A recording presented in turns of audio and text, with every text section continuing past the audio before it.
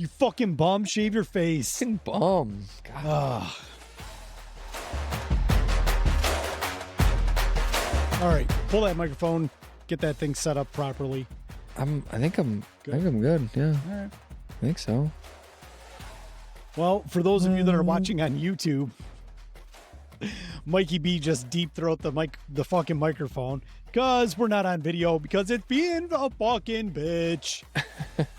And I want to take the entire system and just fucking throw it across the room.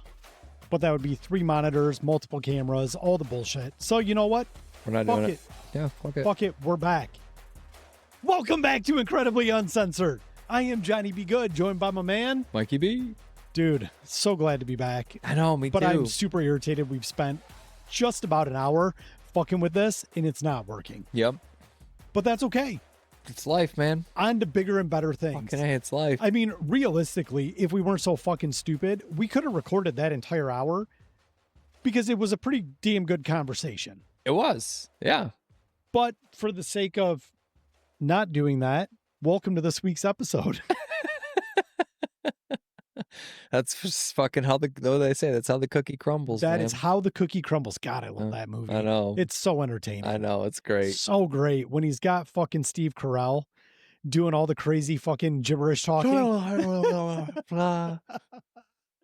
The kids and I absolutely fucking lose it every time we watch it. It's so funny. The bloopers on that are good too. They got them at the end of the movie. Like I always think about that now, and I'm like, how do they even make that scene? No. You know what I mean? I would laugh hysterically the whole time. Hundreds of takes. Yeah, it's got to be. Hundreds of takes. But that right there is one of those things that you could do it 100 times and it's funny 100 times. Yes. You know what I mean? Absolutely it is.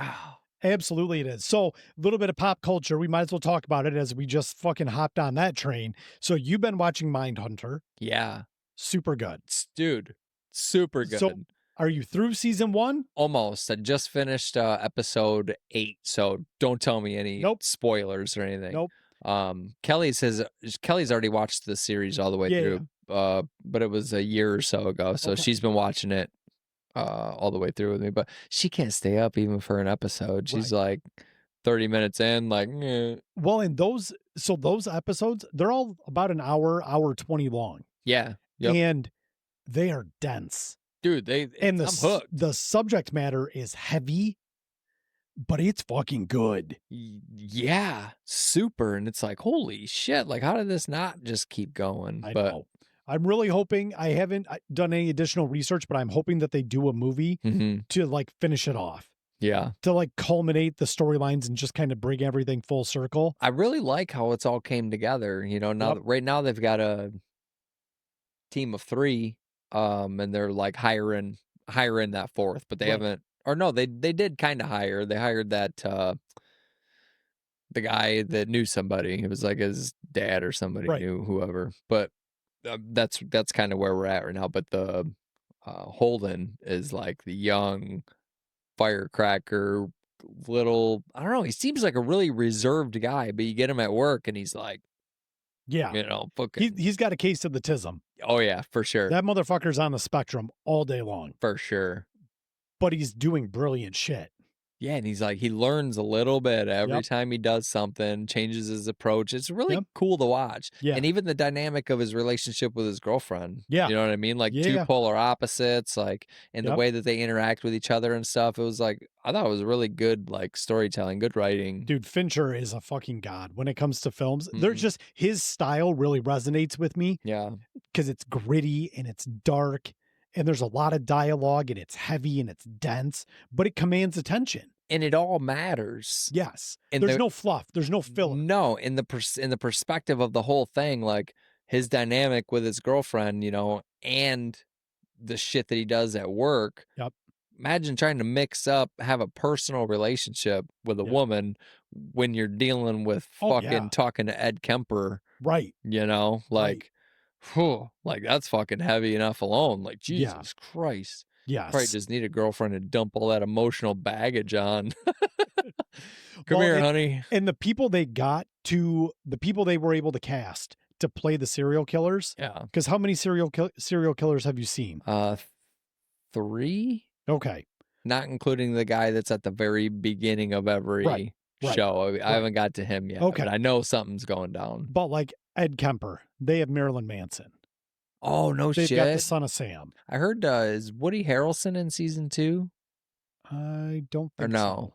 so. Somebody said they thought Woody Harrelson, because he always makes like a weird surprise appearance in a show where I'm like, oh shit. Right. You know, and he always plays the part to the T. It's fucking crazy good though. Yeah. It's that's crazy awesome. good. So Yeah. Mindhunters is a banger. Marilyn Manson as a serial killer is probably pretty cool. Yeah. Well, not Marilyn Manson. Charles Manson. Oh, I thought you said Marilyn Manson. I did say Marilyn Manson. I've been listening to Falling in Reverse's new God is a Weapon with and that's with Marilyn Manson. Oh. So it's Ronnie Radke from Falling in Reverse Yeah. and fucking Marilyn Manson. Oh, so I've had man. Marilyn Manson on the brain because that's been in my zeitgeist. I've been listening to that kind of on repeat as of late. Nice. Driving around prepping as I'm going in to talk to these sweet old ladies about selling their houses. Listen to a little God is a Weapon. I'm like, yeah. Hell yeah. How are you doing, Edith?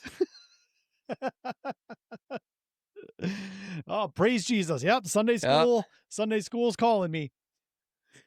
Hail Satan. but anyway, it's also good I'm not on video today because I have quite the mustachio going on. You definitely look like you just left fire training.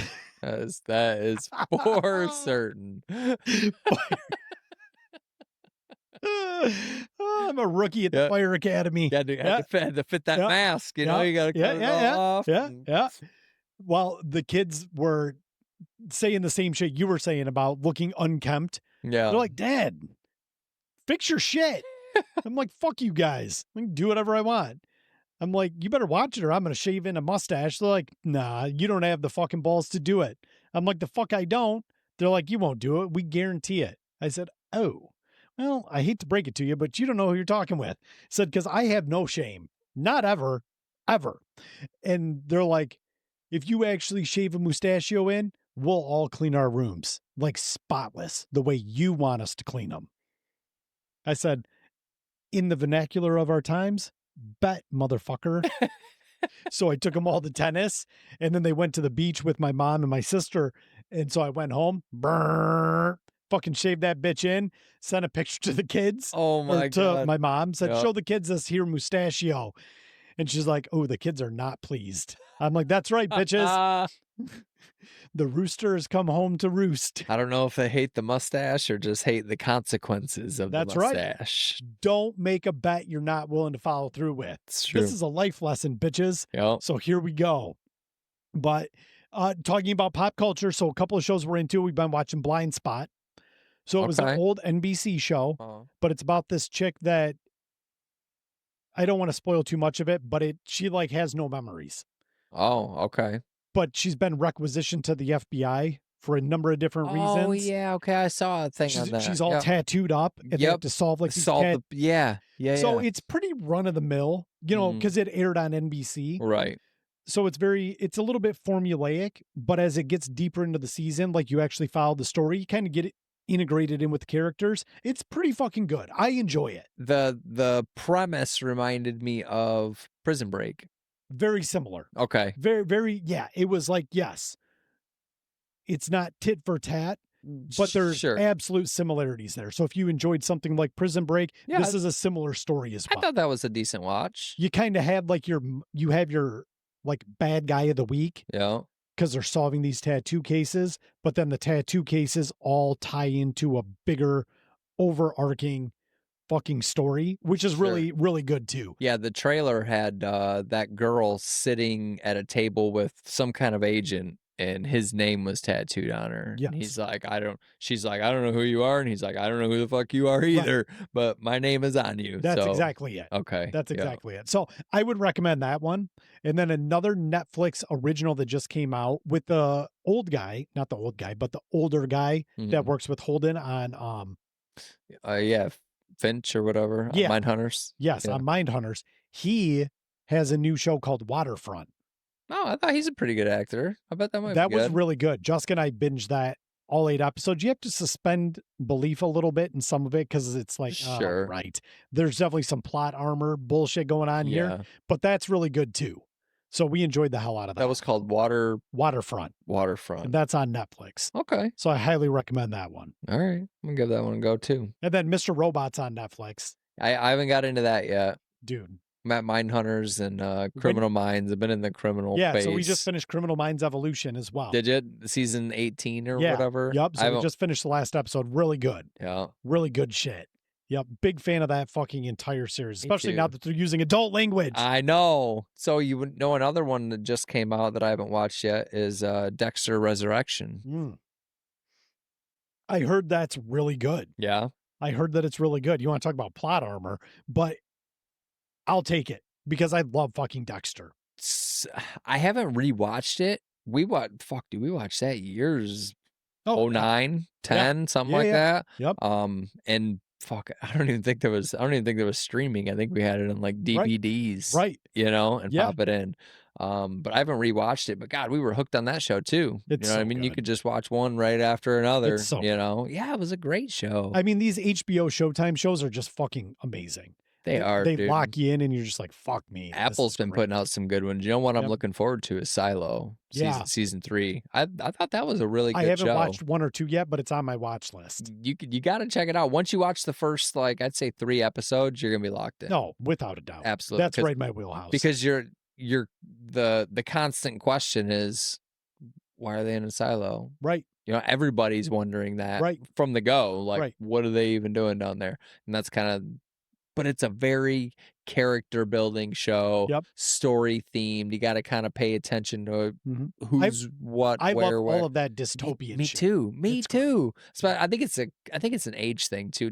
I've always kind of liked that stuff. Yeah. The older I get though, the more Kelly says I'm in my bird watching era of my life.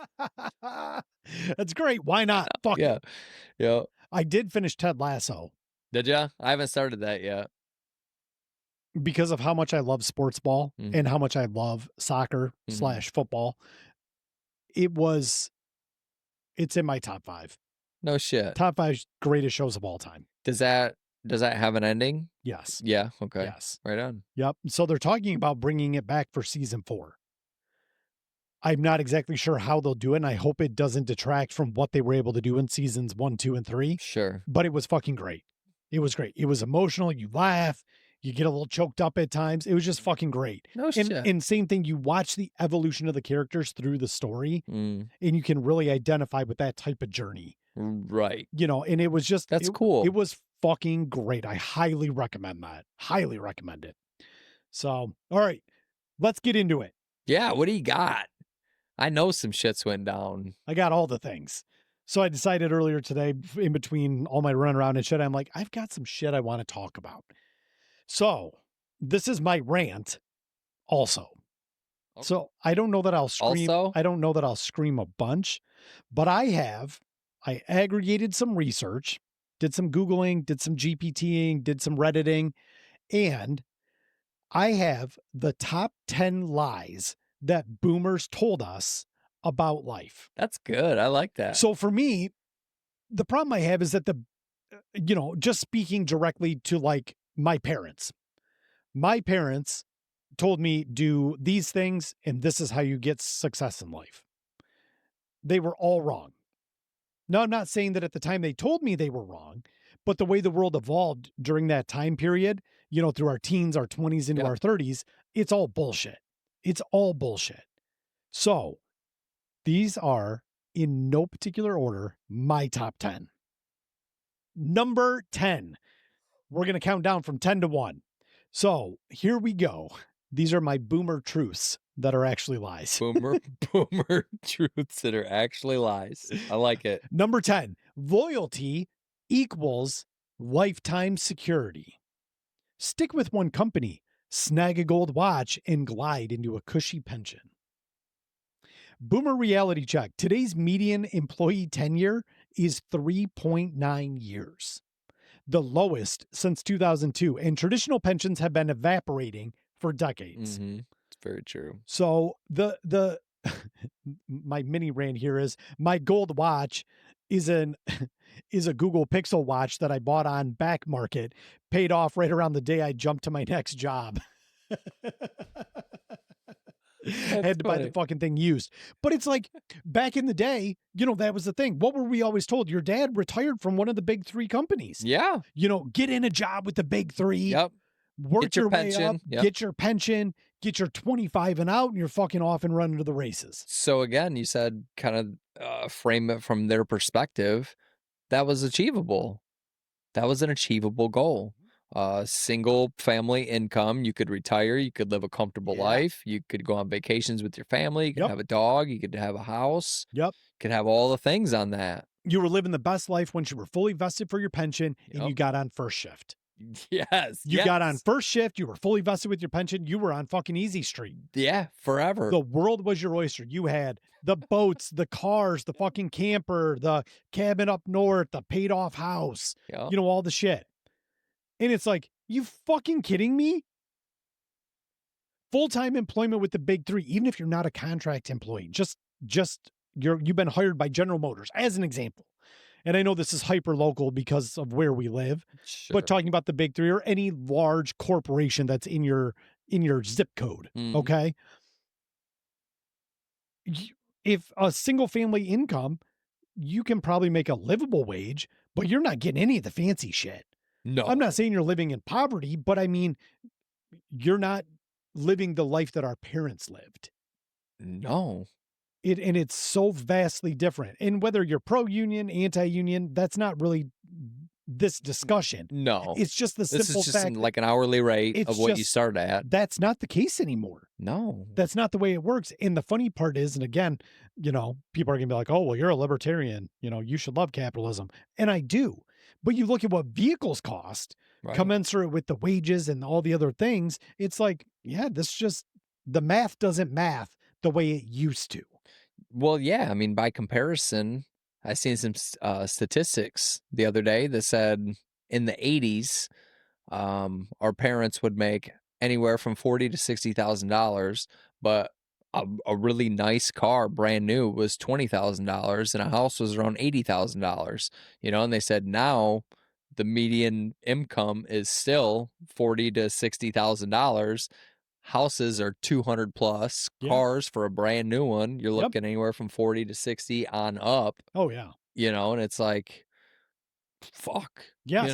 That's fuck. Exactly it. Yeah. That's the answer. It's fuck. Fuck. Yep. Like, God damn it. And you keep trying to climb that ladder and they're like, just holding on to your ankles, like, hold on. Hold on. Absolutely. They might as well put on my 40-pound weighted vest. Yep. Try to climb that ladder. All right. So number 9, a summer job pays for college. Flip burgers June to August and you'll cover tuition, books, and beer.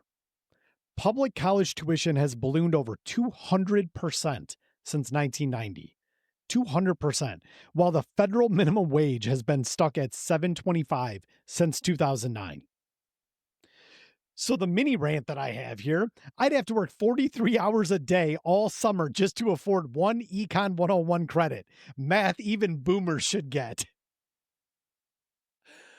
Oh, sometimes math is funny. For those of you that didn't hear that, let me read it again. I'd have to work 43 hours a day all summer just to afford one Econ 101 credit. Math even boomers should get.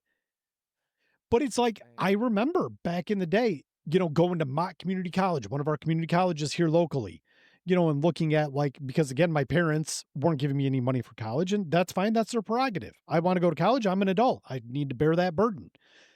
But I'm looking at it and I'm like, wait, how much is this? And you're going to lend me how much money? At what interest rate?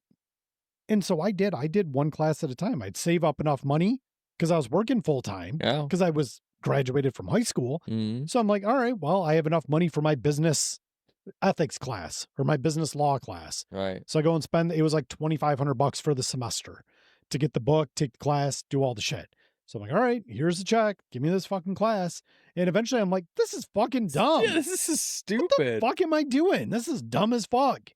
So I quit doing that. I was like, well, that was fun. All right. On to bigger and better things. No debt, though. No debt. No, didn't do any of the fucking classic student loan bullshit. No. Because it was one of those things where the math just didn't math.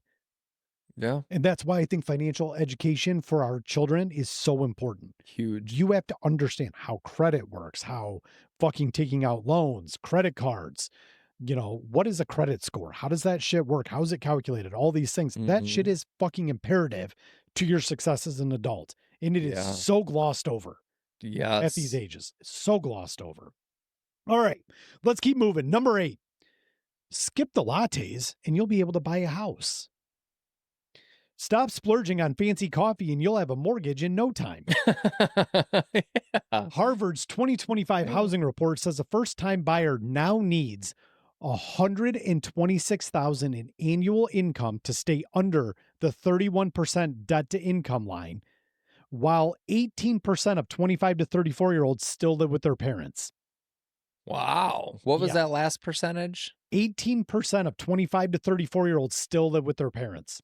That So doesn't that's almost a fifth. Yeah, that doesn't surprise me Not at all. at all with Not the at way all. things are. No. Mini rant. Sure, Dad. If I quit coffee, avocado toast, and also invent a time machine back to 1978, maybe I can afford a house. Yeah, And I mean, I'm and in the business, so like, I get it. yeah. I totally fucking get it.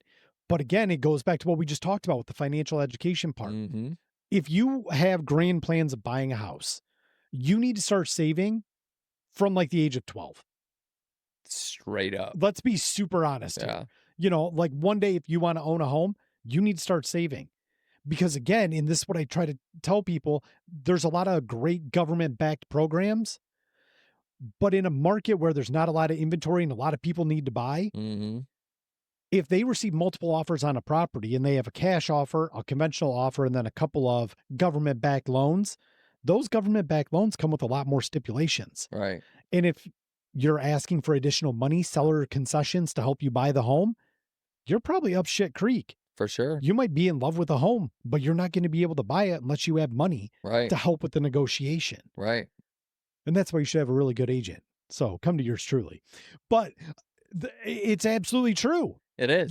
People are It like, is. oh, and again, it's all marketing. People are like, oh, I can buy a house with zero money down. Well, kinda. Yeah. Right. If the sellers are willing to give you 10 to 15 grand to help cover your closing costs, Yeah. because you can't typically roll that shit in. Right. So it's a lot of it's marketing, but a lot of more of it is just education. Yeah. You have to educate yourself. Yeah. Knowing what you're getting into. Yeah. Yeah, exactly. So those are the things that concern me being a father of 4, you Mhm. being a father of 3. Like, I want my kids to be successful, but I don't necessarily want my kids buying a house in like a bad area or someplace that I wouldn't want them to live, or, buy a house and they're just settling for something because it's all they can afford. So I'll say this quick so I can keep it short so you can keep going. But I read this thing. The guy said, um, he said I had 2 kids, twins, and he says when they were 8 years old, I forget what kind of accounts he set up, but he was trying to prepare for their future, Sure. right? So he set up a college account. He set up an investment account. One when they were 8, one when they were 12, and he did it for both of his kids.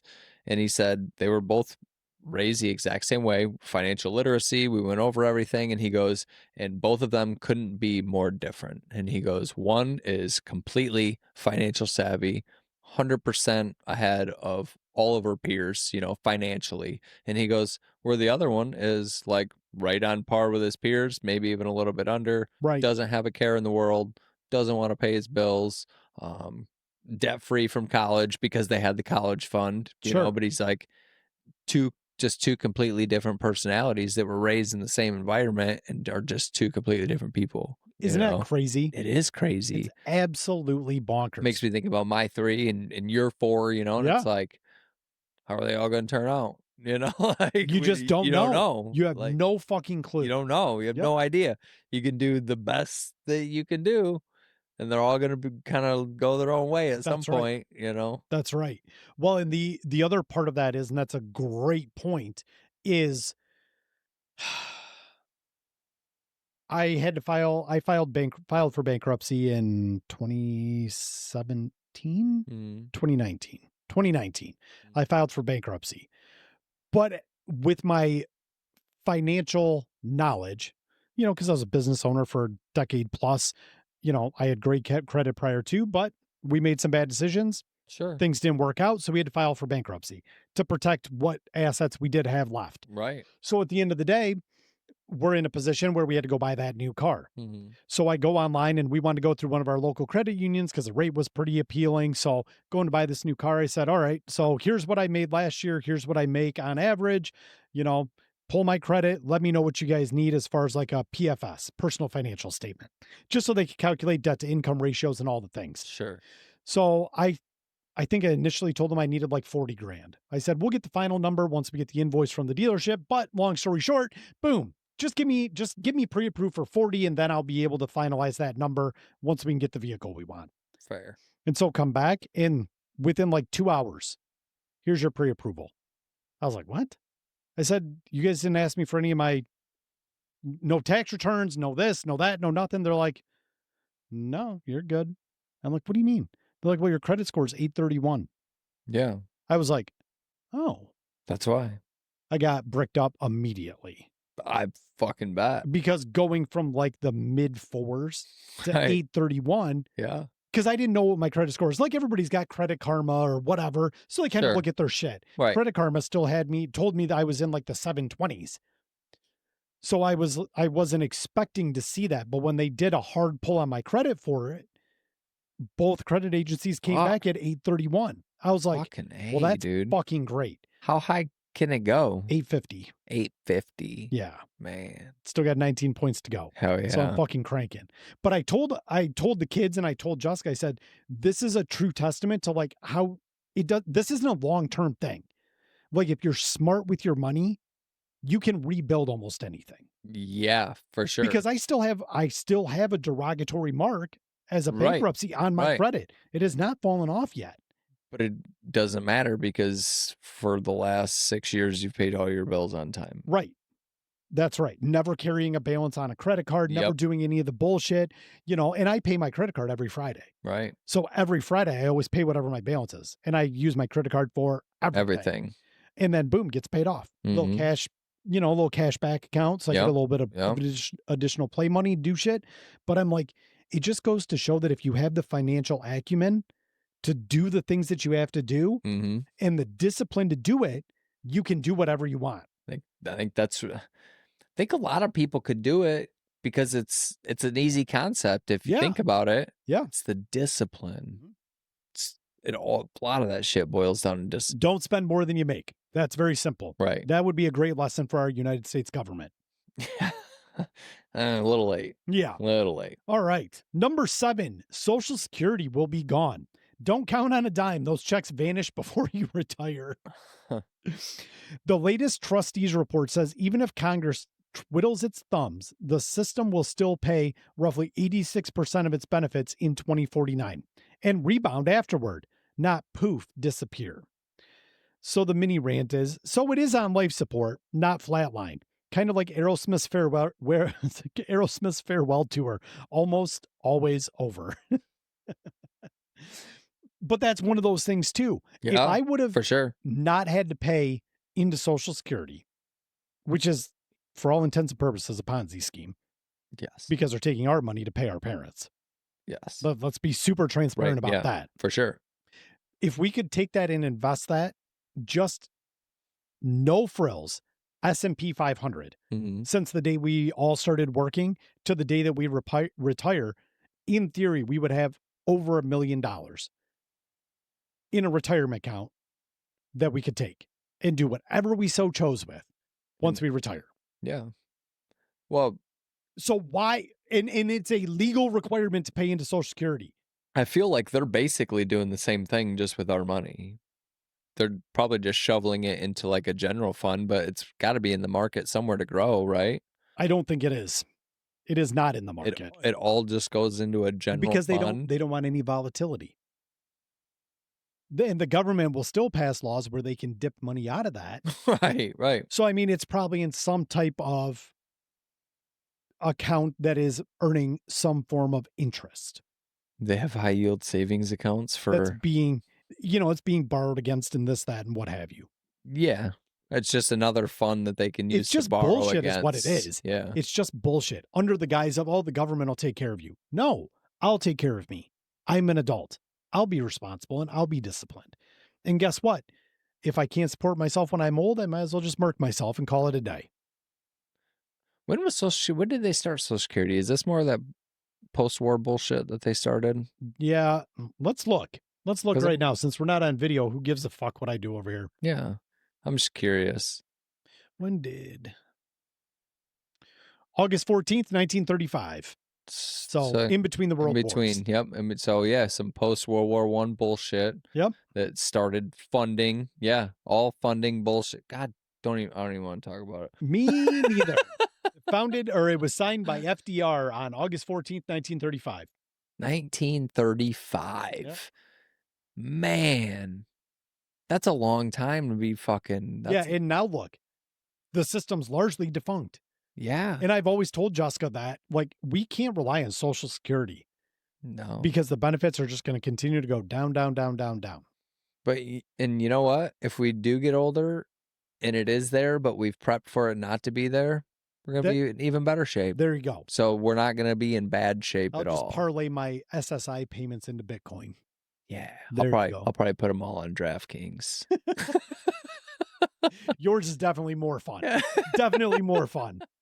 All right. So number 6, this is taking forever. Degree equals guaranteed job. Just get that diploma, baby, and employers will line up. Ooh. Fresh Fed data shows some majors now carry higher unemployment and underemployment than skipping college altogether. The return on investment hinges on the field of study, luck, and vibes. My mini rant. My buddy has a master's in classical trombone performance and drives for Uber. So yeah, nailed it. Does he give performances while he's driving? A little extra tip. Can you guys tell me what you think of my latest single? Can play Careless Whisper on the trombone for $3 extra. One hand on the wheel, he's got it strapped to his head with the fucking stick thing going out the window. Yes, exactly. Exactly.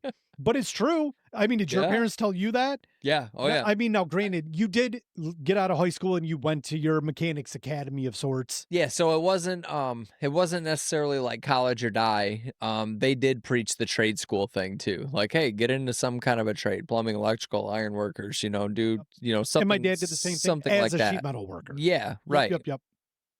That was the big push. Yeah. Not the big push, but that was the recommendation. Well, and because I went to a community college and I went to a very small school. Right. So right, wrong, or indifferent, I was friends with everybody. Sure. Because, I mean, you didn't really have a choice. It was kind of like going to school with like your fucking siblings. Like everybody felt like a cousin because you knew all of their parents. You knew their younger siblings, their older siblings. Everybody looked like each other. It was weird. Okay, so no. But ow, Hey, we all me, my elbow. We all had brown hair, brown eyes. Lots of inbreeding up there in North Branch. Anyway, but there was a real factor of judgment. Like when I told my friends or my friends' parents, like, oh yeah, I'm just going to go to community college because they thought that was like a waste. Why would you ever go to a community college? Wouldn't you go to like university? Yeah. Why don't you go away to here, there, whatever, go to U of M, go to fucking Central, go to fucking Western, go do all this shit. And I'm like, I don't know. My parents aren't going to pay for it. And I don't want to spend fucking $30,000 a year going to college. Man, you weren't the norm.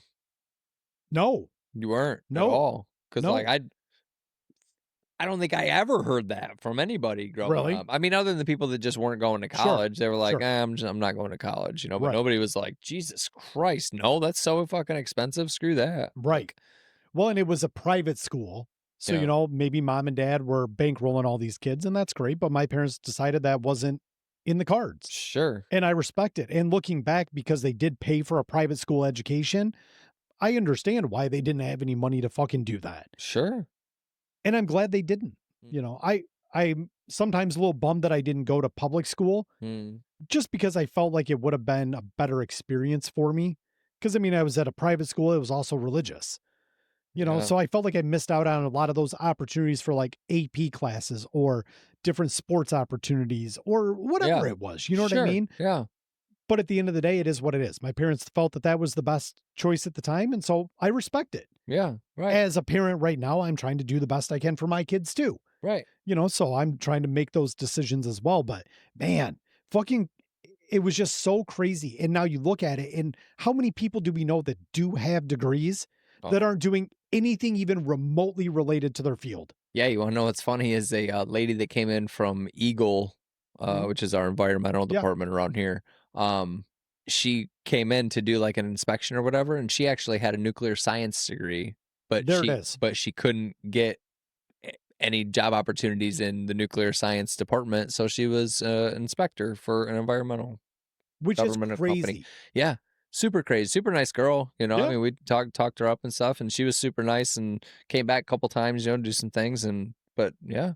It just blows my mind. We actually, the last visit that we had, we talked about how we were changing presidents and hopefully he would do something with nuclear so that she could get into something in her freaking field, you know. I was like, well, hopefully something works out for you and you don't have to do this crap anymore, you know, because she was just doing something to get by. Well, I had $100,000 or whatever in student loans now, and it's like, fuck, I can't even find a job. I was talking to a gate agent at, was it the Denver airport? I think it was the Denver airport. I was chatting up the gate agent, trying to get fucking bumped up to business class or first class. So I was chatting up the gate agent, and they had what was it? It was a doctorate in like sociology or something. Jesus. And they're like, I can't find a job in like a tri-state locale.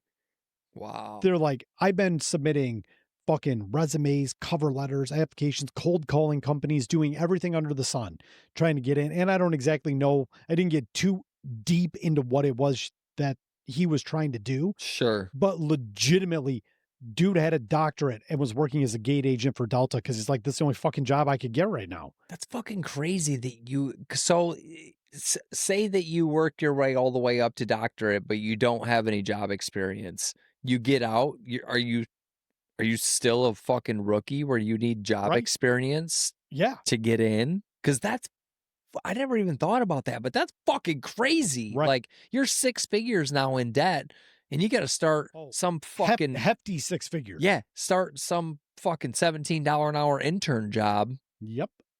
Like, holy shit, that's ate up with your rent and your student loan payment. And boomers will go out and be like, well, you guys are so negative and disenfranchised.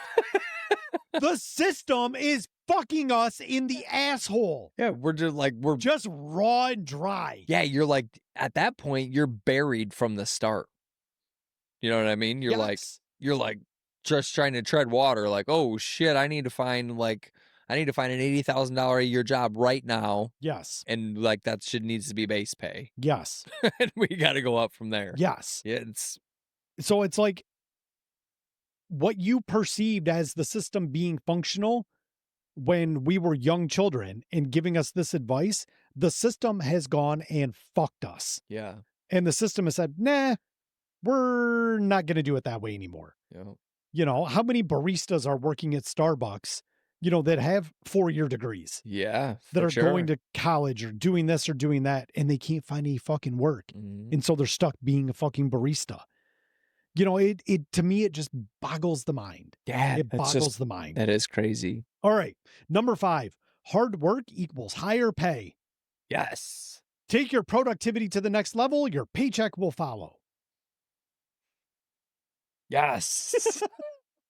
Since 1979, productivity soared nearly 3 times faster than median wages, creating a yawning pay productivity gap.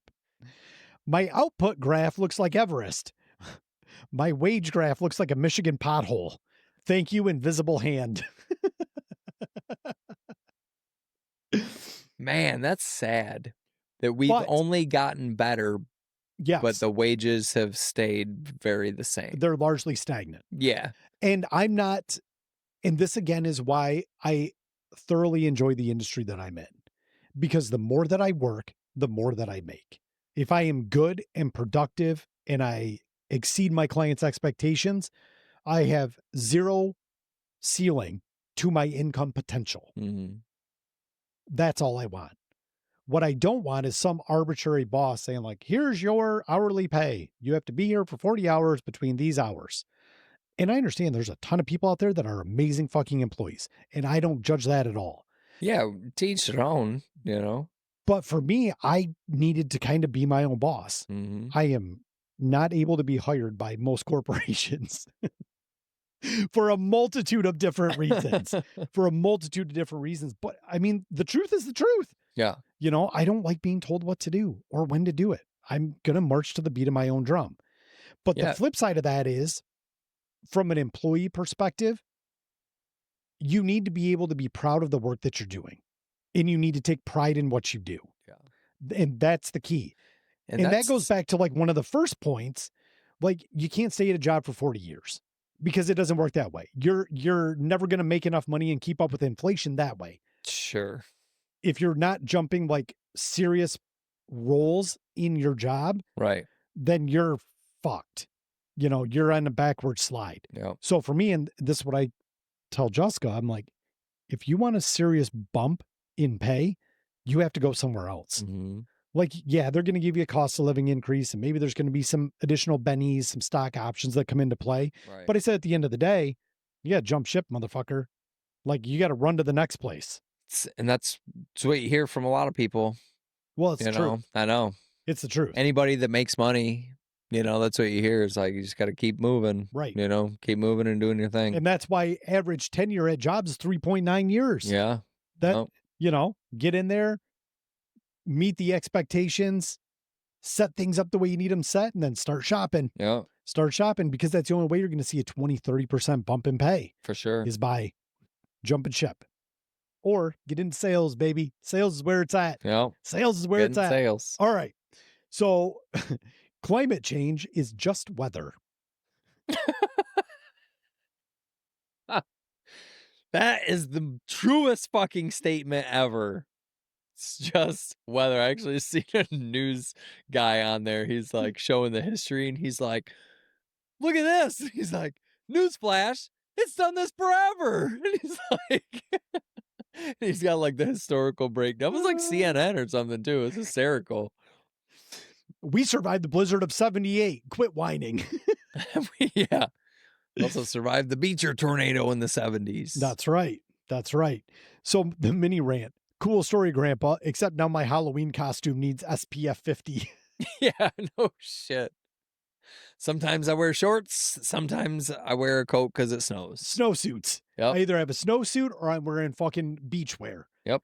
It's the way it works. 50-50. You never know what you're going to get. Climate change, whatever. If all the humans on the planet were to disappear tomorrow, the climate would set at an equilibrium and it would be perfectly fine. And it would exist without us just like it did before us. Mm-hmm. So I'm not a huge climate change guy. Like, it kind of is what it is. I don't think we should be randomly polluting and dumping toxic waste into our absolutely streams and rivers. If there are cleaner alternatives, i.e. nuclear, than burning coal, I'm all for that. I think wind and solar are a great thing. Yeah. But you don't have to get rid of my fucking electricity and tell me I've got to fucking put a turbine in my fucking backyard. You know, everything in moderation, right? We can still be good stewards of the ecosystem, without violating it on every fucking level. It's always just people, though. We went out to eat the other day, and we fucking go and we get back in the car after we get all done, and we look over, and there was a car that had just left the parking spot, and they fucking got ice cream, and they left their ice cream things right in the middle of the parking lot. It's like infuriating. Yeah, it's like, what?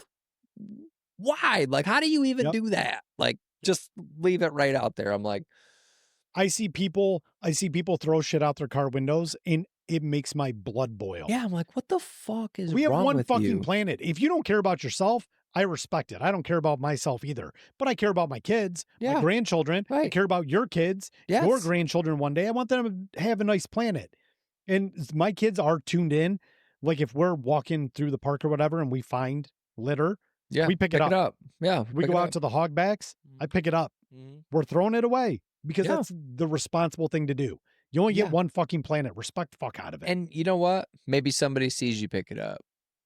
You know what I mean? Yes. And kind of that's the domino effect. Yeah, yeah. Like, hey, you know what?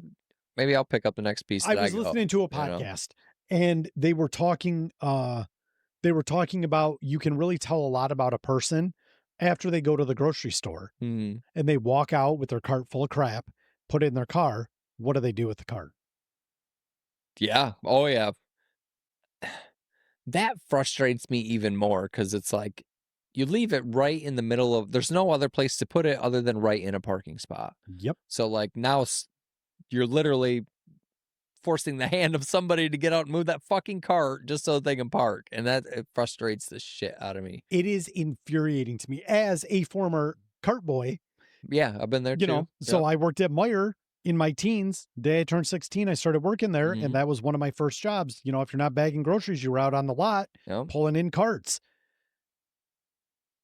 The entitlement that people have where they're just like randomly throw it wherever, or like on those especially windy days, you know, they just leave their cart there and then they stand there with their hands on their hips and they watch that cart get up to 30 miles an hour and fucking smoke a truck, you know, out in the back 40. And then they kind of go, they chop it. They fucking get, I'm like, you're a fucking dickhead. You're a fucking dickhead. When I put my cart in there, I'll even like make sure it's in the thing. Yeah. And then if there's a couple of them that are scattered, I'll even push those ones in too, just because I've been a cart pusher before and listen, what does it take? No matter where you're parked, they have enough cart corrals. Yeah. Like it's legitimately 15 seconds there, 15 seconds back. Yeah. That's it. I've done it when it's been pouring rain. Yeah. I'll dry. It's not a big deal. I'm going to be respectful. I do. And so that is one of those things I will instantly judge you. 100%. Instantly fucking judge. And I'll be like, and I've been out with friends before. We'll hop into the store and I'm in like sitting in the passenger seat and they load up the car and I'm like, nope, I'll get out. I won't even say anything. I will just let my actions make them feel terrible. Actions speak louder than words. You're goddamn right they do. I'm not going to shame them verbally. I'm going to shame them as I walk their fucking cart to the fucking cart corral. It's even better because as you're walking it over there, we're just going to hear flip-flops. Yep. All the way back too. Let that fucking flip-flop shame the fuck out of you, you piece of shit. ASMR flip-flops for the next 24 hours. Yes. Yes. All right. Number 3, trickle down will lift all boats. I don't know that I necessarily agree with this one because of my free market capitalistic libertarian ideas, but it merits discussion because it's one of the top ones that I was able to find. Okay. Cut taxes at the top and the prosperity reigns on everyone. So data still shows wage gains clustering at the top with inequality widening, not trickling. Mini rant, if this is rain, why am I bone dry while Bezos builds a yacht for his yacht? I know. Why does he have such a huge yacht? He's connected to his yacht. He's compensating. But to that end, and I don't want to be super boring with like economics discussions, but one of the things that we have here in the United States is the ability to do more. You know, we aren't requisitioned by the government to go work our factory jobs where it's all socialism and we've got to be in the bread lines to get our fucking food. There's opportunities there. Now I understand there's lots of people that are out there struggling and I'm not minimizing struggles, not by any stretch of the imagination, right? Right. There's a time and a place that everybody needs a handout or a hand up, whatever you want to term it. But for me, when I was young, Jessica worked full-time. I worked full-time. I had a weekend job and then a third job that I would work a few evenings during the week when I wasn't working my full-time job. Jessica had a full-time job and then she also taught baton multiple nights a week. And then she would judge competitions on the weekend.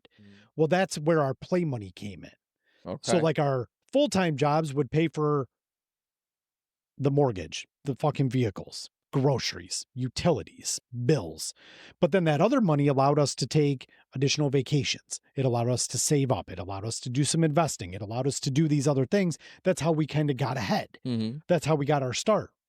And one thing that I see is that people only want to work their 40-hour-a-week job. And there is a work-life balance to everything. And I understand that too. I Sure. fully empathize with that. But I knew that if all I did was work my 40-hour job, I was never getting ahead. Right. It was simple math. Mm-hmm. I'm getting paid X. I work this many hours. I don't have overtime where I work. So if I work this many hours, my check will be this. But here's my fixed expenses.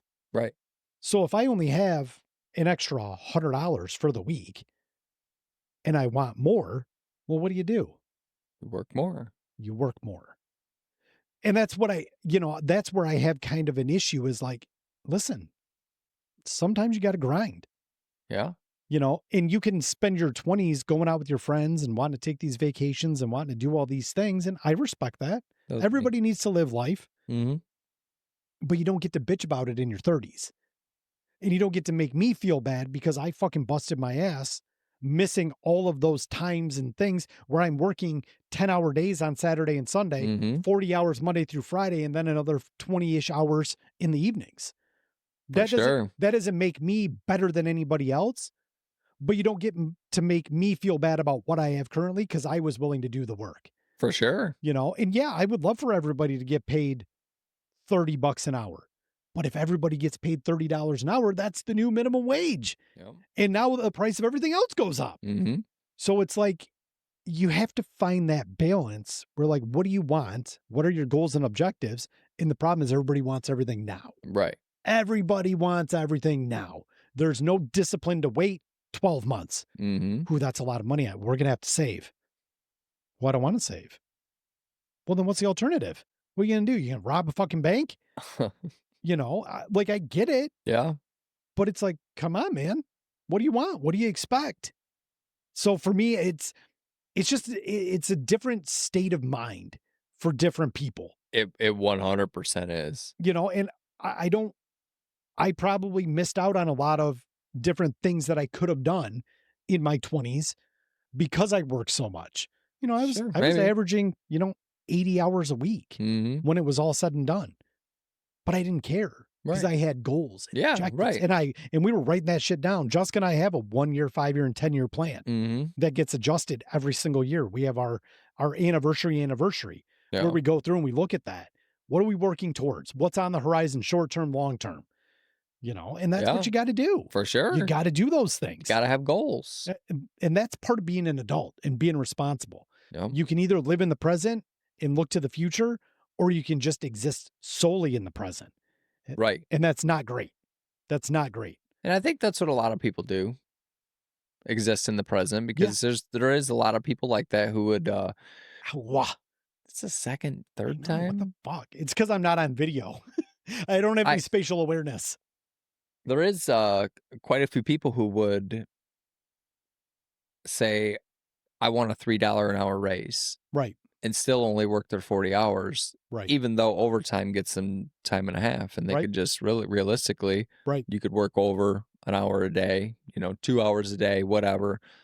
It's just that this is very like basic and broad, but it's that kind of concept where it's like, man, if you need a little bit of extra money right now, you work a little bit of overtime or something, work for it, whether it's one job or a second job.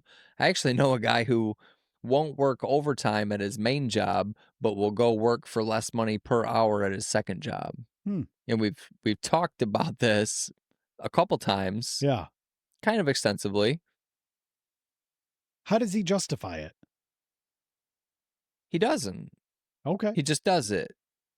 That's just how he wants to do it. Yeah. Yeah. Okay. I respect it. Same. Hey, welcome to personal decisions. Maybe you just need a change of pace, change of environment. It's a completely different job. Sure. It's one is a manufacturing facility and the other's like retail. Great. So it's two complete. And that's the only way I could justify it is like, maybe he's just sick of this place. Yeah. Well, maybe it's a little simpler, a little easier on the mind and the body. Yeah. Right. Kind of a mindless thing. You're just fucking handling business. Yeah. Great. For sure. Well, and what I've always told people, talking to people that are younger than I that have reached out and asked for advice about certain things, I say, listen, if you want more, you have to do more. I said, that's the simplest way to distill it down. It's kind of a stupid statement, But if you want more, you want to have a nicer car, you want to save up for a house, you have to do more to get that. Just That's it. wanting it and not having to do any additional work for it, it's a tough pill to swallow. For sure. And I hate to break it to you, but life's going to smack you in the fucking mouth and be like, well, tough shit. Yeah, literally. What you see is what you get. Mm-hmm. You know, good luck, man. So I don't know. I don't really agree with that economics one, but it's one that was touted highly in my research for this. All right. Fair enough. And we're back to it again, talking about the same thing. Number 2, minimum wage equals a living wage. $7 an hour was plenty for me. Sure was. That $3.10 minimum wage in 1980 equals roughly $12 today after inflation. Yet the federal rate still sits at $7.25, 40% lower in real terms. Sure, it covers rent if your apartment is Netflix password sharing on your buddy's couch. and that's valid. It's very. It's valid. At $7.25 an hour, I don't know that there's a place you could rent. No. Honest to God, I don't even. I mean, no, because you'd barely be bringing home $1,000 a month. Barely. I can't even fathom that. Nope. Absolutely crazy. Can't even fathom that. But if you want more, do more. So, last one. God, this is taking a fucking eternity. I apologize for that. Just park your cash in savings. Let compound interest work. This one was touted big time to me. Bank accounts paid 8% back in 1985. You'll be a millionaire. Average brick and mortar savings now pay 0.05% APY. 0.5%? No, 0.05%. 0.05? Yeah. Oh my. Even high yield online accounts hover around 4%. 4%, yeah. Which is what we have. We have like a money market that we have some money in. Barely pacing inflation. Worlds away from the 8 to 10% era. Compound interest, more like compound disappointment. My money multiplies slower than my kids' Roblox spend. Should say Fortnite instead of Roblox, but tomato. Really? 8 to 10% back then? 8 to 10%. Wow.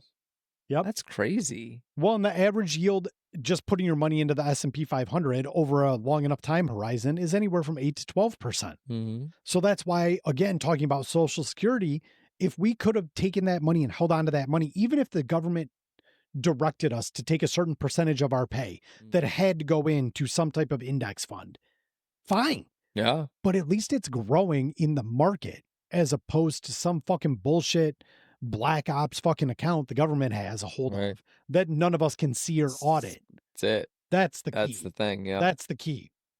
All right. So that's it for my top 10 list. That was a good list. I fucking hate this boomer bullshit because I'm so sick of all these fuckers.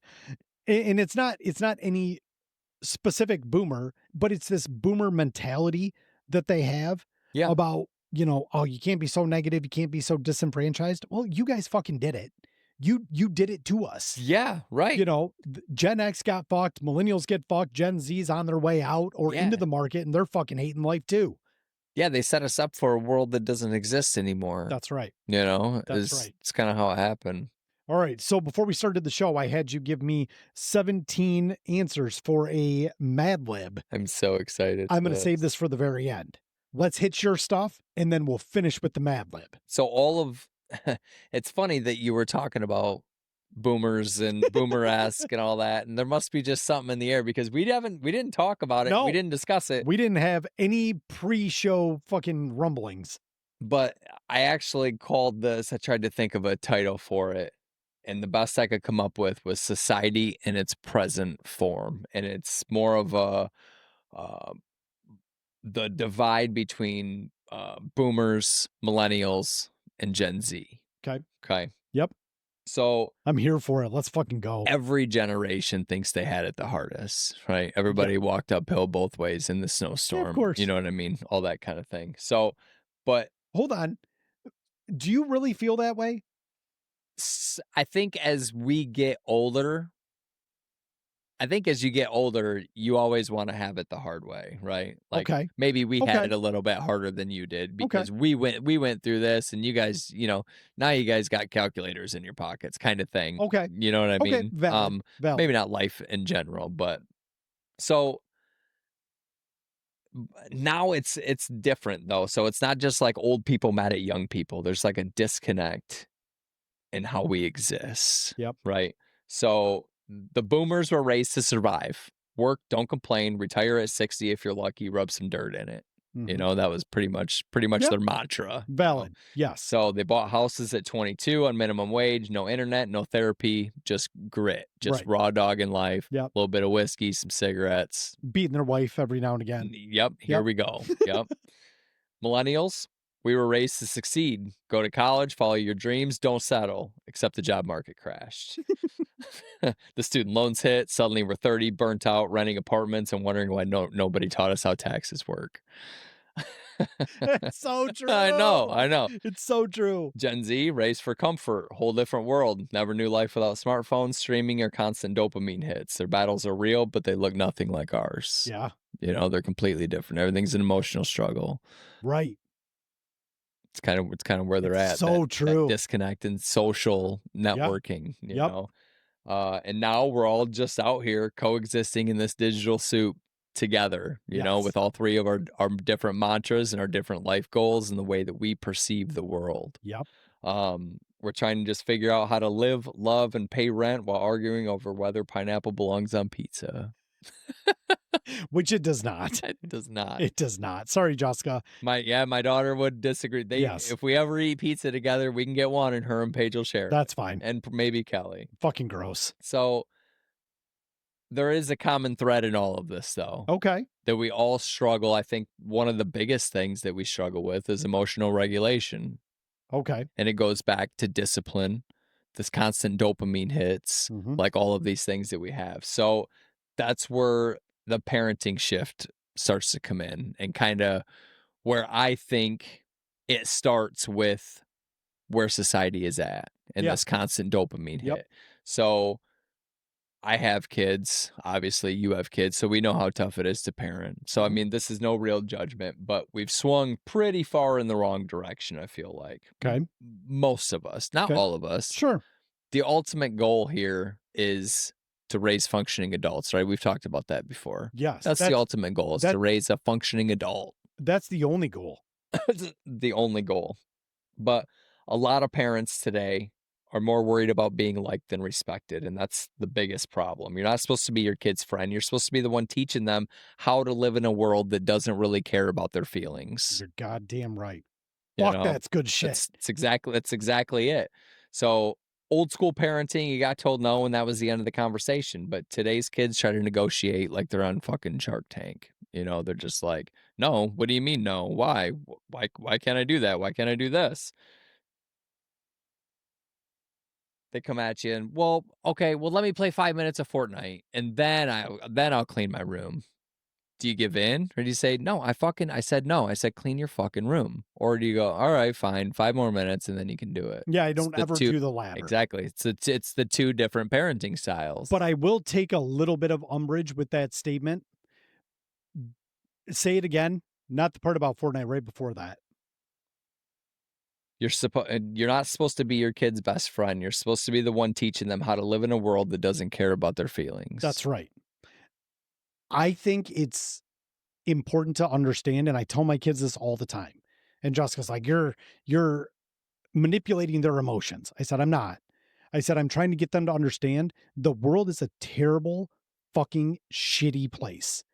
And I said, you're protected right now because your mom and I protect you. Right. I said, when you're out there on your own, you have to have your head on a swivel and you have to be aware of everything that's going on. You have to take responsibility for your actions at all times. Yeah. And I said, it's super important that you guys understand that. Yeah, I make you do a lot of shit. But at the end of the day, you're going to be a better functioning adult than your peers because I'm not letting you just sit on your ass. Right. When you leave this house, before you even leave this house, before you even get into high school, you're going to know how to do everything around the house. Well, I read something today that said, try to teach your kids that cooking and taking care of your house and taking care of yourself is a form of self-care Absolutely.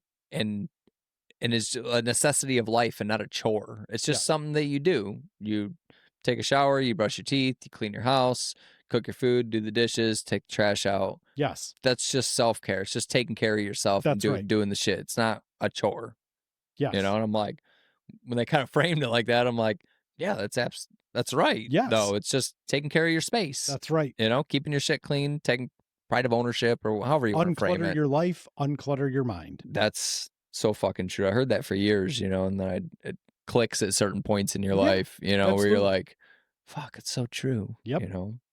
So, and that's kind of what I said here too. The world doesn't coddle you, No. you know, and they don't. And it's not to be gruff, it's not to be mean. We can have a great time. But like you said, I want you to understand if somebody's coming at you a little bit sideways. And I want you to understand how to recognize that and how to deal with it and deal with it head on, because if you just curl up in a ball, people will continue to kick you. Like you have to stand up and know what you want, you know? Yes.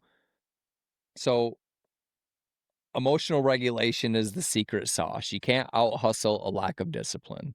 You can't outsmart emotional chaos. You want to build a good life, you got to learn how to sit in the fire and not melt. Yes. And that's such a good fucking analogy because a lot of shit sucks. A lot of shit sucks that you have to do. You don't necessarily want to do some of these things, but you have to because the other side is so much better. You have to know that and you have to go through that shit to understand it because it looks like the door is fucking closed, you know, but really it's cracked open a little bit. You just got to get through there. And once you get over there, it's like, all right, that sucked, but it's over. Right. You know, it's like you Right. can kind of leave it back there now. And you need to learn that from a young age, you Yes. know, and like learn these social responsibilities. Learn to say no, learn to hear no, and learn to think for yourself even when it's not popular. That's right. And stand in that shit. You know what I mean? Stand on it. If you believe in it, stand on it. Fuck everybody else. You don't have to be an asshole, but stand with it and just be true to yourself.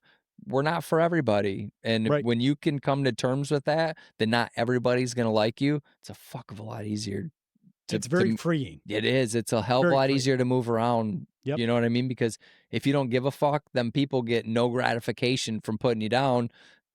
And then they, you know, it's a two-way street. It's like completely shuts that shit down. So you got to be able to just move on.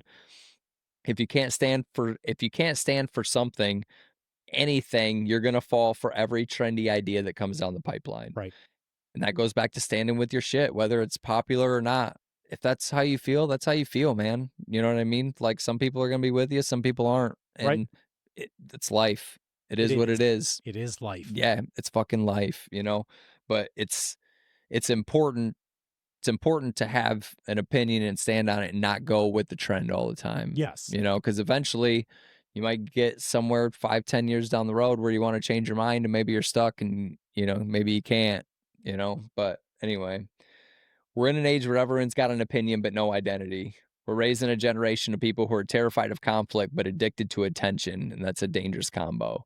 And that kind of goes back into the societal thing of like a lot of your life being online, not being in front of Right. people. We talked about that earlier with your buddy, you know, people not calling you out on your bullshit. You hear some crazy conspiracy theory video, you know, and you can spew all that shit online and kind of debate people online, whatever. But if you're in front of somebody and they're like, that's fucking bullshit because XYZ, you know, like Right. that's, you know, you don't have anybody calling you out right to your face, so you can just continuously spew Well, bullshit if you and want. that's the problem with the curated feeds that Yeah, we get, whether it's TikTok or Instagram or Facebook or Twitter. completely. Everything gets so curated that you're in an echo chamber. Yeah. And you're only seeing other things that believe with your point of view, Yep. where we should be challenging our point of view, our own point of view all the time. But the confirmation bias they know Yeah. is gonna constantly keep you coming back. Yep. You Because it know? makes you feel warm and fuzzy inside. Like I was I was right. right. I Yep. was I right. was right about everything. Instead of somebody being like, I don't think so. You need to read this article. Yeah. So I guess this is where the frustration would be. Because we've made unbelievable progress in our lifetime. medical breakthroughs, Mhm. AI, all the access to information. We've got more tools, more convenience, and more opportunity than ever before, but we've never been more anxious, more addicted, and more lost and confused Mhm. and like no sense of like general direction. Directionless. That's it. So people can Google any answer in the world, but they can't think for themselves. Yeah. Nobody, I say nobody very loosely, but nobody has an idea. They only know what they see on videos and what, Right. again, confirmation bias. If you think one way, you start to see one thing one way, it'll direct you down this one-way street without any alternate Right. views, Right. We're outsourcing parenting to iPads. We're outsourcing self-worth to social media likes. And we wonder why nothing feels real anymore. I guess I'm not mad. I'm just disappointed. So what do we do? I guess the best thing that I could say to that is you start with yourself Yes. and your family. Because the only person you can control is yourself. That's it. And you've said it before. And I actually said this to some guys at work. We only have our own frame of view, Mhm. and that's like that actually stuck with me a lot. And I said that to a guy that's kind of an up and coming manager up there too. I said, when you talk to these guys, you have to understand that maybe but they don't know. They've never been in this environment before. I said, if you're telling them what to do from your frame of view, it's not going to make any sense to them at all. Right. You have to look at it from their frame of view. And I think it kind of stuck with him too, because he was like, oh shit, like, I guess you're right. Like, I explain it pretty vague, Yes. So we regulate ourselves. Yep. We lead by example. We raise strong, emotionally stable kids who don't fall apart every time someone disagrees with them. We stop raising victims and start raising humans. And I'm not perfect. Yeah. None of us are. Nope. None of us Me neither. claim to be. So far from it. But if we keep pretending like feelings matter more than truth, we're going to lose ourselves completely. So I know that it can feel overwhelming, but somebody said, you're not weak, you're not lazy, you're just overwhelmed. And maybe you need a reason to believe in yourself again. So if you actually just sit with that and think about it, think about the way that you do things, you have to think about everything that you do. And if you get pissed about little tiny minute items, if you get pissed that you got fucking oat milk instead of almond milk, you don't have enough big shit to worry about. Right. You gotta set your goals a little bit bigger, because Right. if you're pissed, just let that shit ride. Fuck it. Doesn't fucking matter. Let it go, baby. It is gonna take up zero amount of my time. If she brings me fucking red skin mashed potatoes instead of fucking corn, I don't care. I'm just gonna fucking eat it. Right.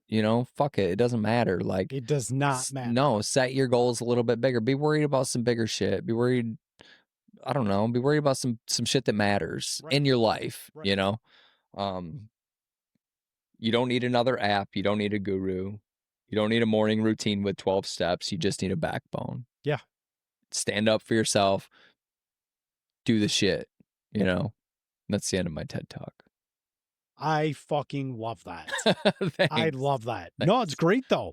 Because at the end of the day, just take ownership. Just take ownership of yourself. Take ownership. It's so simple. Don't pass the puck. Don't fucking blame anybody else. Like, it's almost freeing when you just take the blame. It's so easy to deflect. If you take the blame, then you can change it. That's right. If you're just like, yeah, that was, that was my bad. It's like, maybe I didn't go about that the right way. It's like people that bitch to bitch. Yeah. And don't get me wrong, it's very performative to come in here and fucking rant and rave about shit. For sure. But by and large, that's not how I live my life. No, and it's fun to bitch to bitch. Of course it is.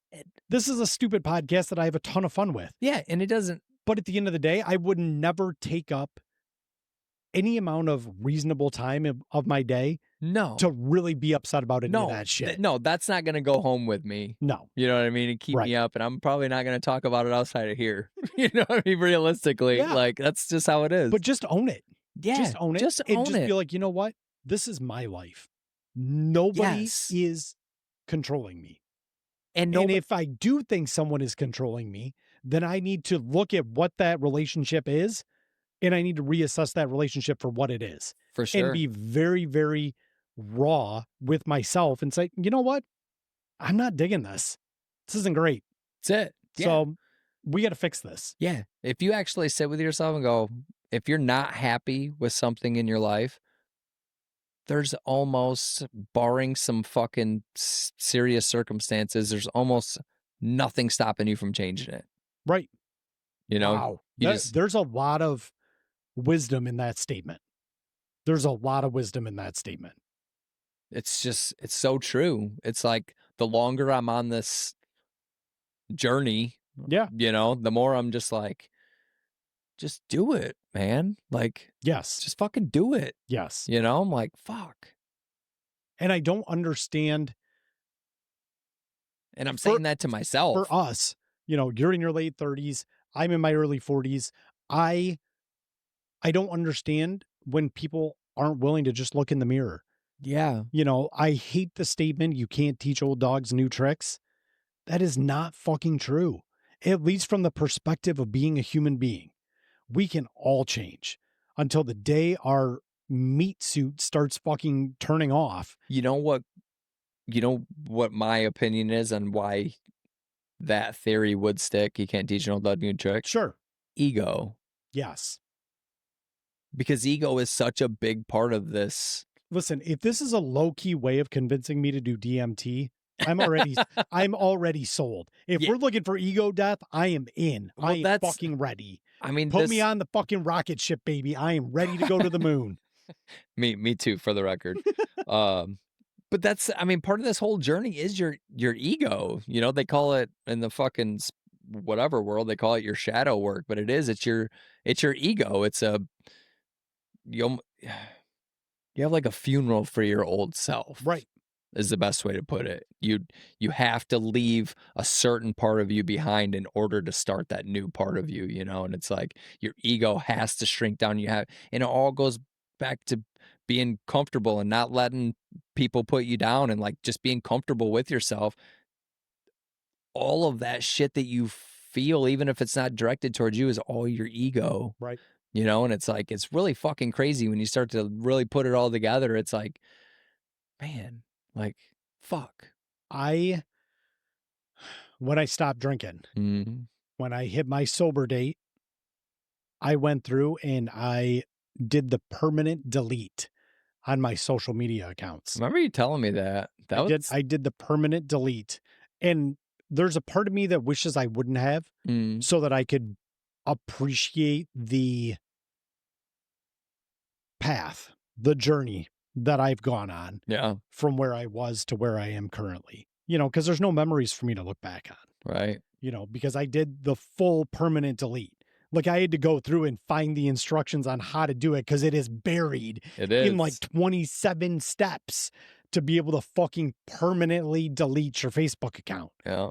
And I did it. I went through, and I don't regret doing it, but I would also like to be like, you know, share a memory of some drunken rant from 3 a.m. that I'm putting on Facebook. Like, God, I was such a fucking dumb piece of shit, you know, and it's amazing what sobriety can offer you, you know, and maturity and wisdom and just aging with an understanding that everybody goes through this. Oh yeah. You know, and I'm okay with owning it, but I think mentally, to be able to clear my mind, I kind of needed to wipe that slate clean, and I needed to just be done with that. I had to close that chapter, and not only did I close that chapter, I burned the book. Yeah. And then I started to write a new one, you know, right, wrong, or indifferent. And I would probably be so embarrassed about some of the things I used to say and do and post about. But at the end of the day, again, everybody has to learn on their own. Yeah. It didn't matter who told me, dude, take that shit down. And I'd throw up the middle finger, fuck you, no way. Yeah. You know, these are my thoughts and I get to post whatever I want, and this, that, what have you. Yeah. But I mean, it's valid. Yeah. It's valid. That's the death of your old self. Only you took it to the digital extremes. Right. You know? Right. Yeah. But I had to close that chapter. But yeah, it's so true. Just own it. Just own it. Just own it. I was telling Michael yesterday, he's 12, you know, going through boy shit. And I said, look, man, I said, we're not for everybody. I say were, I said, because I was you at one point. I said, you don't get along with everybody. I said, we're a little high strung. We're a little fucking annoying, but it's who we are. Right. You know, I said, the right people are going to come to you. I promise. I said, if this one or two people don't like you, it is what it is, dude. I said, but don't give up who you are. I Right. said, you are who you are. Right. No matter what. Right. You know, because if not, you're not going to be happy. Right. And he's like, you know what? You're right. We are who we are. I said, fucking right. We are who we are. So there's certain types of people that really rub me the wrong way, and it's the ones that are not authentic And all you the can time. tell. All Yeah, the time. and you can tell. It's always situationally dependent. Like, I am who I am, bro. Take it or leave it, dude. I am who I am. And I appreciate that. And I don't go out of my way to ever offend anybody directly, No. you know, but at the same token, like, yeah, we may be oil and water. It's all right. Yeah, I respect that. for sure. That's perfectly fine. And it's most of the people that can't, though, have pretty big egos. Right. They like to be the center, Right. you know, or they like to be loud, and you know, they like to do all the shit. And it's Right. like, well, I don't have to be hammered, and I'm still loud. Right. Look at that. Yeah. Look at that. Everybody always thought it was the alcohol. Nope. I was just a dick. I was just a dick. Exacerbated it a little bit. Yeah. Just brought it to the surface That's a little funny. bit more quickly. So let's do these ad libs. All right. I gotta- So not safe for work, Madlib. Yeah, I've kept you here extremely long. All right. You ready? The title is The Overnight Conference Catastrophe. Okay. Here we go. Last night at the magnificent realtor convention, my co-host and I accidentally stumbled into the football suite. The room smelled like vodka and broken dreams. A DJ wearing only a jock strap was lounging on top of a minibar while delegates waved their testicles in the air.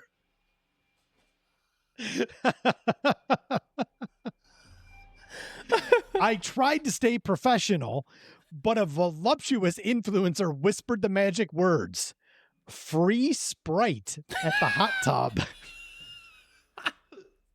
5 minutes later, we're soaking with 13 strangers, debating the ethics of waving.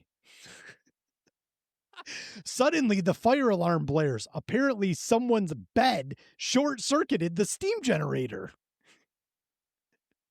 In the chaos, I slipped, landed face first on an extraordinary platter of shrimp cocktail, and screamed, "Fuck!" Security burst in, saw the mess of water and latex, and assumed we were filming a sequel to 50 Shades of Closing Costs. Moral of the story: never mix lasagna, networking, and malfunctioning watches unless you want your Chamber of Commerce badge revoked and your elbow trending on TikTok. That turned out really good. Oh my God. Hey, realtor conventions are fucking wild. I've been to a few of them. That is not too far off base. A DJ in a jockstrap is absolutely on par. Yeah, the room smells like vodka and broken dreams. Doesn't surprise me even a little bit. Being in a fucking hot tub with 13 strangers, par for the course, baby. Yep. Par for the course. And if you're eating lasagna after drinking a bottle of vodka, so sorry for your interior. That's all I know. The bubbles. Yeah. The bubbles. Yeah. The sauce. Bubble guts, lasagna, Sprite. Sprite. Oh, man. That sounds like a fucking disaster. All Sounds right. like a carnival cruise. Yeah, it does sound like a carnival cruise with the old rules, not the new rules. Yeah. All right. Well, for this episode of Incredibly Uncensored, I am Johnny B. Good, joined by my man, Mikey B. All right. Keep being awesome. You too. Stay wet. No context. Just stay wet. You got it. All right. We will see you guys on next week's episode. Keep in mind, our good friend Layla Kelly from New Zealand, she's coming on the pod. I know. So we're going to get it set up. We're going to get some dates and times where we'll get recorded. But episode 69 with Layla Kelly, our OnlyFans influencer from New Zealand. We're going to talk what mom and dad think.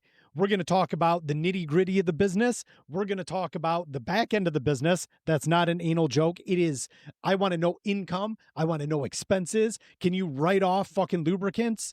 fruits, vegetables. I want to know all the things, man. I'm here for You it. keep saying stuff like back end and income. I'm like, oh, Jesus, this is freaking me out. Let's talk about your income, Layla. No, one word. One word. Yes. Yeah. Yes. It's always off the rails at the end, but I wouldn't have it any other way. All right, we are out of here. We have been on too long. It's fucking crazy. I promise next week I'll have the videos working. I'm going to spend hours troubleshooting it. It was probably one fucking button I didn't click correctly, but fuck it. But fuck it. Just gonna say it. God damn it. Did it again. Well, I can't help myself. We got the double entendres flowing strong. All right, we will see you guys next week. Bye-bye. Bye-bye.